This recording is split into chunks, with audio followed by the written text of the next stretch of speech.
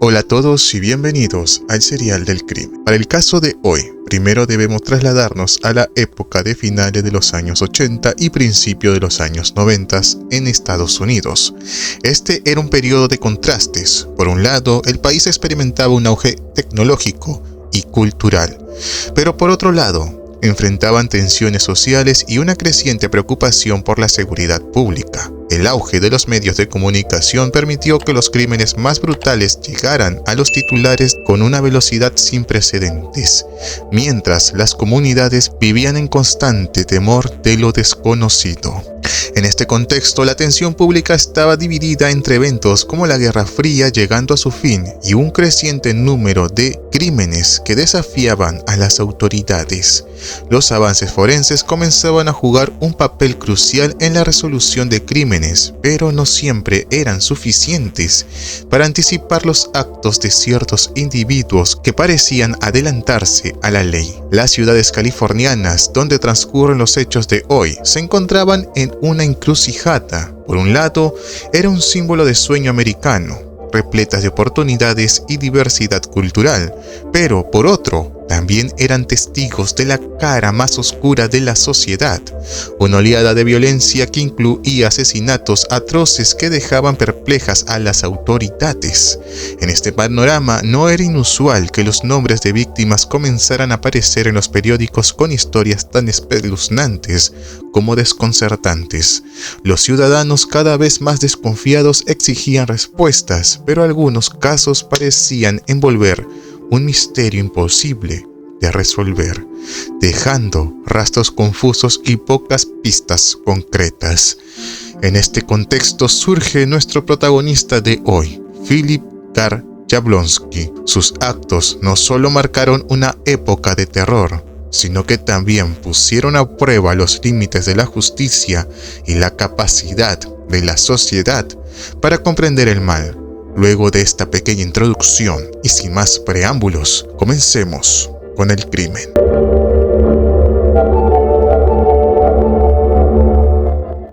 ¿Alguna vez te has preguntado cómo alguien puede llevar a cabo tantos actos oscuros y metódicos que sacuden por completo a una comunidad?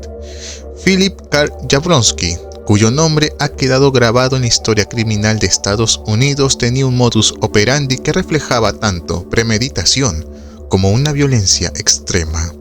Su elección de víctimas, los métodos que utilizaba y la escalofriante firma que dejaba atrás conforman una de las historias más perturbadoras que se pueden contar.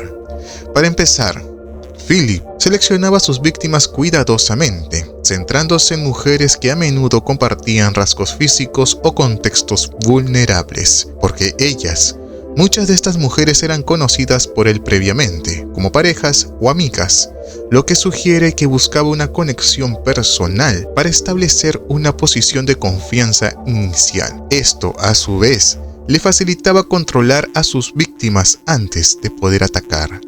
En otros casos, sus víctimas eran desconocidas, seleccionadas en momentos de oportunidad en lugares donde la vigilancia era mínima. Su modus operandi comenzaba con un acercamiento calculado.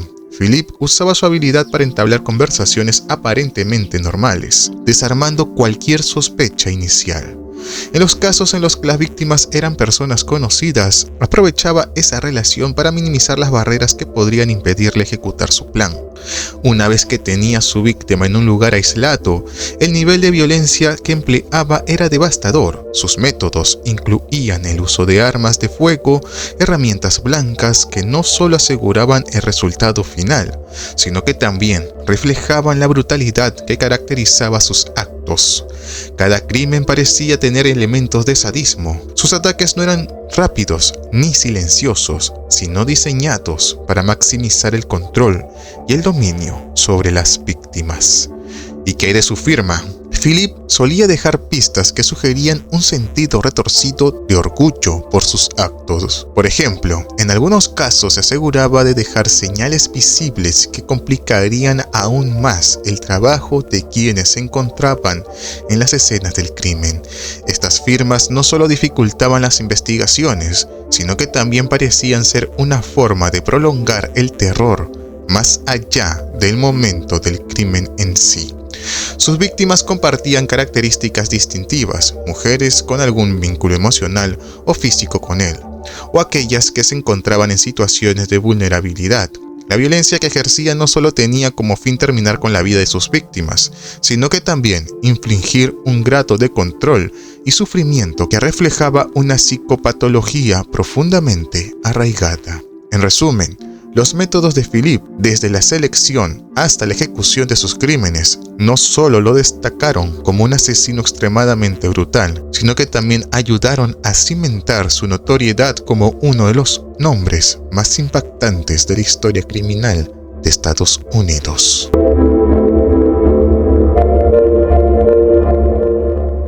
¿Se imaginan cómo los crímenes de un asesino en serie pueden mantenerse constantes o intermitentes, haciendo que la sociedad viva entre el terror y la incertidumbre? Philippe dejó tras de sí un rastro de muerte que, si bien no fue masivo, sí fue lo suficientemente escalofriante como para marcar una época. Vamos a explorar cómo los lapsos entre sus crímenes y los periodos de mayor actividad hicieron que las autoridades y el público intentaran entender su patrón o la falta de uno. Philippe es responsable de al menos 5 crímenes confirmados, cometidos entre 1978 y 1991. Su primer crimen registrado ocurrió en 1978 cuando le quitó la vida a su primera esposa, Alice McGowan. Este acto marcó el inicio de su historia criminal, aunque no hubo un patrón inmediato de continuidad después de este crimen. Pasaron varios años antes de que volviera a quitar la vida, un intervalo que probablemente contribuyó a que este crimen inicial quedara desconectado de los siguientes. Sin embargo, su periodo más intenso comenzó en 1991, durante el cual le quitó la vida a 4 mujeres en un lapso de solo 2 semanas. ¿Cómo se explica este cambio? Durante esta etapa, parecía que Jablonski había perdido cualquier autocontrol que pudiera haber tenido antes. Las víctimas de este periodo incluyen a Carol Spadoni, su segunda esposa, y Eva Peterson, la madre de Carol. A ambas le quitó la vida en su residencia en abril de ese año. Apenas días después, tomó la vida de Margie Rogers, una conocida suya, y de Fatima Van, una mujer que había conocido por casualidad. Los crímenes en 1991 ocurrieron con tal rapidez que no solo complicaron el trabajo de las autoridades, sino que también generaron pánico en las comunidades donde vivía o viajaba. El lapso de tiempo tan corto entre los crímenes no permitió que el público pudiera procesar un crimen antes de que quisieran noticias de otro. Este ritmo desenfrenado contrastó enormemente con los 13 años de aparente inactividad después de su primer crimen. ¿Esto es parte de un plan o simplemente resultado de una personalidad completamente fuera de control? Aunque no se sabe con certeza, lo que es evidente es que su capacidad para alternar entre largos periodos de calma y luego ráfagas de violencia mortal desconcertó tanto a las autoridades como al público. En resumen, la intermitencia de sus crímenes y la explosividad de su última etapa reflejan cómo la constancia o la irregularidad en sus actos dificultaron entender y detener a Philippe.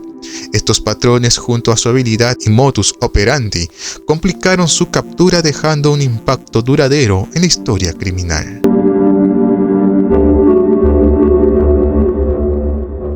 ¿Alguna vez te has preguntado cómo un pasado lleno de traumas y conflictos puede moldear la mente de alguien hasta convertirlo en un asesino? En el caso de Philippe, su historia está marcada por eventos perturbadores desde su infancia, los cuales podrían haber sentado las bases de su oscuro futuro. Hoy exploraremos los aspectos de su vida previa a los crímenes y cómo estos pudieron influir en su comportamiento. Philippe nació el 3 de enero de 1946 en Texas, Estados Unidos, en el seno de una familia marcada por la violencia y el caos. Su padre era un hombre alcohólico y abusivo, ejercía un control autoritario sobre la familia, lo que dejó profundas cicatrices emocionales en Philippe desde muy temprana edad. Las discusiones y los episodios de agresión eran parte de su entorno cotidiano, y es que aquí, donde podemos empezar a vislumbrar las raíces de sus problemas psicológicos. ¿Y qué hay de su infancia fuera de casa? Según informes, Philip tuvo problemas para encajar socialmente desde pequeño. Era un pequeño retraído con dificultades para formar amistades saludables.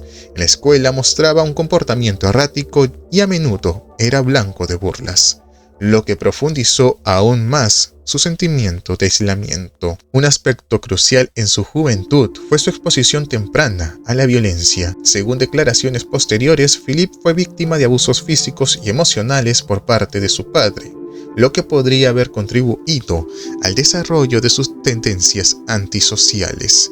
Este ambiente tóxico no solo normalizó la agresión, sino que también pareció moldear su percepción de las relaciones humanas como algo conflictivo y controlador. Cometió crímenes antes de sus asesinatos. Sí, y esto es clave para entender su progresión. Philip fue arrestado por primera vez en los años 70 por robo y agresión, actos que reflejan una escalada en su comportamiento violento.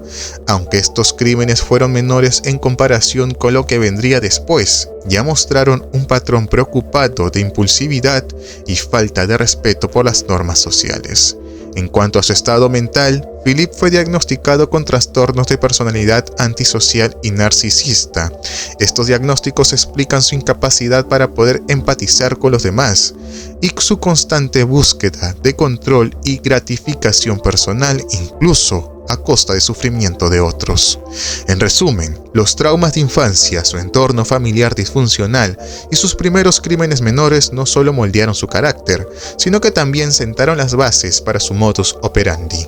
Estos factores, combinados con sus trastornos mentales, explican la brutalidad y el ritmo irregular de sus crímenes, convirtiéndolo en una figura siniestra en la historia criminal.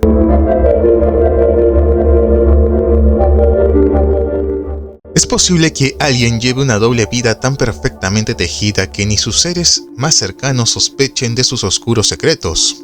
Philip es un ejemplo extremo de cómo la manipulación puede ser utilizada como herramienta para ocultar los horrores de una vida criminal tras una fachada de normalidad.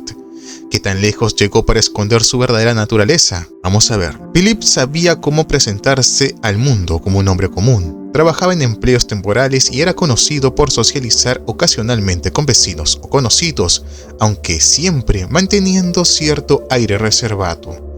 Se esforzaba por parecer alguien que simplemente buscaba estabilidad. En su vida familiar proyectaba una imagen de esposo dedicado, especialmente en sus primeros matrimonios. Estas relaciones le servían como una coartada emocional, haciendo que sus parejas y amigos confiaran en él y nunca cuestionaran sus actividades fuera de casa. ¿Cómo se ganaba la confianza de sus víctimas? A menudo, él utilizaba el carisma superficial, una táctica común en individuos con trastornos de personalidad narcisista.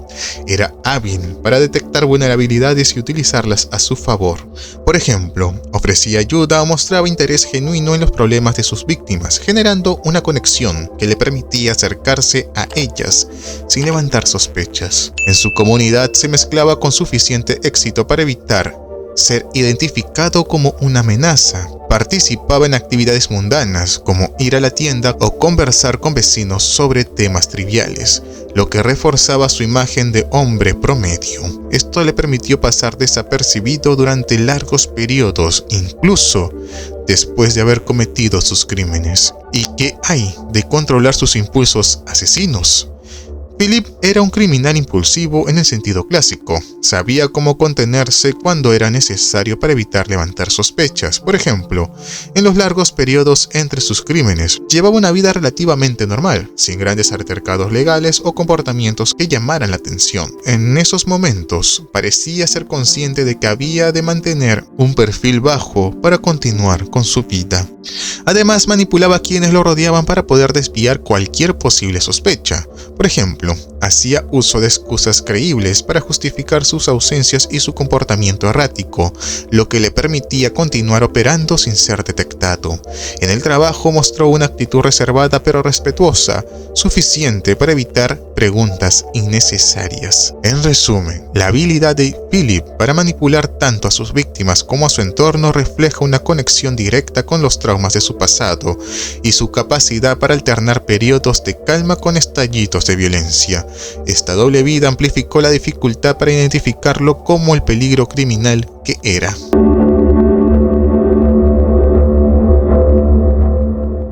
¿Qué tan lejos puede llegar alguien para evitar la justicia? En el caso de Philip, las autoridades se enfrentaron a una mente calculadora que parecía siempre un paso adelante.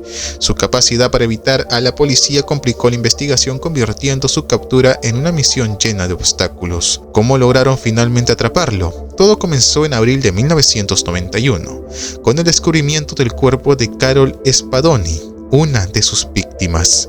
La escena dejó perplejas a las autoridades por su brutalidad, pero también ofreció pistas cruciales. En el lugar del crimen se encontraron rastros de ADN y una nota escrita a mano que parecía contener un mensaje codificado. Mientras los investigadores analizaban estas evidencias, un segundo cuerpo fue descubierto poco después: Eva Petersen, la madre de Carol. También había sido asesinada por Philip. Estos dos homicidios llamaron la atención nacional, lo que intensificó la presión sobre las fuerzas del orden. Pero ¿cómo actuaba Philip para mantenerse fuera del radar? En este punto ya tenía experiencia eludiendo a la justicia. Uno de sus métodos más efectivos era mudarse constantemente, utilizando nombres falsos y trabajos temporales para mantenerse en movimiento. Incluso evitaba el uso de tarjetas bancarias, prefiriendo manejarse en efectivo para poder dificultar su localización. Un punto clave en la investigación fue el hallazgo del automóvil de una de las víctimas en las inmediaciones de Utah, semanas después del crimen. Esto le permitió a las autoridades rastrear posibles rutas de escape, pero Philip ya estaba en otro estado. En su camino cometía crímenes menores para poder sobrevivir, como robos en tiendas, pero lo hacía de manera metódica para no levantar demasiadas sospechas.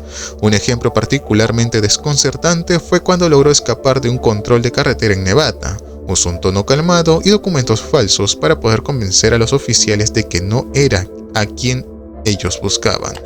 Como pudo hacerlo también, su habilidad para poder mantener la compostura en situaciones tensas era uno de sus mayores recursos. Sin embargo, un error crucial cambiaría el rumbo de las investigaciones. En una de sus paradas, dejó un recibo de motel con su verdadero nombre. Este pequeño descubrimiento permitió a los detectives conectarlo con varios registros anteriores y establecer un patrón de movimiento. Ahora, las piezas del rompecabezas comenzaban a encajar.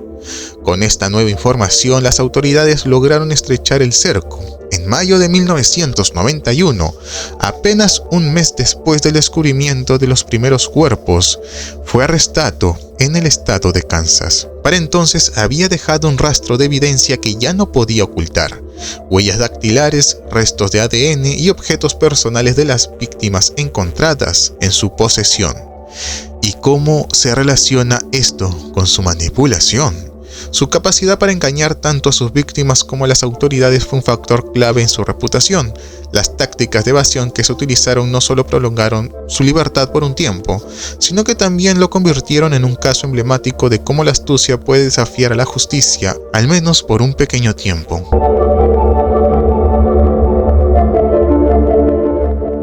¿Qué sucede cuando un caso perturbador como el de Philip traspasa las barreras de lo legal y se convierte en un tema de representación cultural? Los crímenes cometidos por Philip no solo dejaron un impacto en las víctimas y sus familias, sino también en la memoria colectiva a través de diversos medios como libros, documentales y series de televisión. Analizamos cómo se ha mantenido vivo este caso en la cultura popular. Uno de los análisis más destacados sobre su historia aparece en el libro Asesinos seriales y sus víctimas. Este texto se centra en el estudio de perfil psicológico y los patrones de asesinos seriales, usando a Philip como un caso de estudio para analizar las características distintivas de su comportamiento y violencia. Por otra parte, el documental World's Most Evil Killer, en su episodio dedicado a Philip, explora los detalles de sus crímenes y las tácticas utilizadas por las autoridades para atraparlo. Esta serie, conocida por sus reconstrucciones detalladas y testimonios de expertos, permite al espectador entender cómo sus crímenes afectaron tanto a las víctimas como al sistema judicial. La serie Evil Live Here, producida por Investigation Discovery, también dedicó un episodio a Jablonski, pero desde una perspectiva más personal. Familiares y allegados comparten su visión sobre cómo era convivir con una persona capaz de llevar una doble vida tan escalofriante. Este enfoque humaniza el impacto de sus actos en un círculo más cercano. ¿Y qué podemos decir sobre su influencia en la memoria colectiva?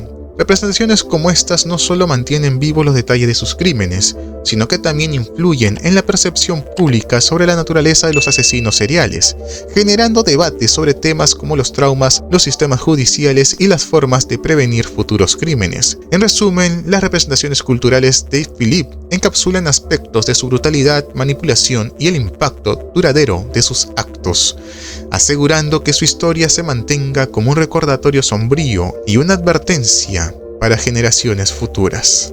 Resumiendo cada uno de los criterios es crucial para poder determinar cuáles son los aspectos más característicos de Philip K. Jablonski como asesino en serie. Por ende, decidí otorgarle una calificación basada en el impacto y las características de su actividad. En ritmo de crímenes le estoy dando 85 puntos, destacando por la rapidez y la frecuencia con la que cometía sus crímenes en periodos específicos.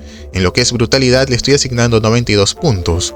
Esto se debe a la naturaleza meticulosa y violenta de sus crímenes con métodos que demostraban desprecio absoluto por la vida humana. En traumas personales le estoy dando 78 puntos, ya que aunque su infancia estuvo marcada por abusos y experiencias traumáticas, el impacto psicológico, aunque relevante, no se tradujo directamente en todos los aspectos de su conducta criminal. En evasión de las autoridades, su puntaje es 88 puntos, gracias a la duración de su tiempo prófugo y a la habilidad de cambiar ubicaciones y ocultar su identidad, lo que desafió ampliamente a las fuerzas de seguridad durante algún tiempo. En manipulación le estoy dando 95 puntos. Su capacidad para llevar una doble vida y engañar tanto a sus víctimas como a quienes lo rodeaban es una de las características de su perfil. Finalmente, en influencia en la cultura popular le estoy dando 84 puntos. Dado el impacto duradero de su historia en libros, documentales y análisis criminales, aunque no ha sido tan ampliamente explorado como otros casos. En promedio, su calificación general es de 87 puntos, con la manipulación como el criterio más distintivo de su perfil. Esto refleja un retrato complejo de un individuo cuyas acciones combinan su método calculador, un ritmo inquietante y un legado que aún resuena en la memoria colectiva. Ahora llegamos al final de esta escalofriante historia. El juicio de Philip fue un espectáculo que sacudió no solo a las cortes, sino también a la opinión pública. Durante el proceso celebrado en los años 90, Philip mostró un comportamiento frío y perturbador. Una de sus declaraciones más impactantes, según recoge Los Angeles Times, fue cuando describió sus crímenes con frialdad, afirmando: sabía lo que hacía, pero no importaba. Era como si estuviera viendo a alguien más cometerlos. Este nivel de desapego conmocionó tanto a los jueces como al jurado. El juicio culminó con una condena a muerte, dictada en 1994 por los brutales crímenes de sus víctimas. Philip pasó el resto de sus días en el corredor de la muerte en la prisión estatal de San Quintín, California. Sin embargo, no llegó a enfrentar su ejecución. El 27 de diciembre de 2019, Philip fue encontrado sin vida en su celda por causas naturales, cerrando así un capítulo aterrador en la historia criminal de Estados Unidos. Reflexionando sobre este caso, queda claro que sus crímenes dejaron una cicatriz imborrable en las familias de las víctimas y en la sociedad. nos recuerdan la importancia de abordar los problemas de salud y de detectar signos de comportamientos peligrosos antes de que sea demasiado tarde. Además, subraya cómo el sistema judicial y la sociedad en general deben trabajar juntos para proteger a los más vulnerables.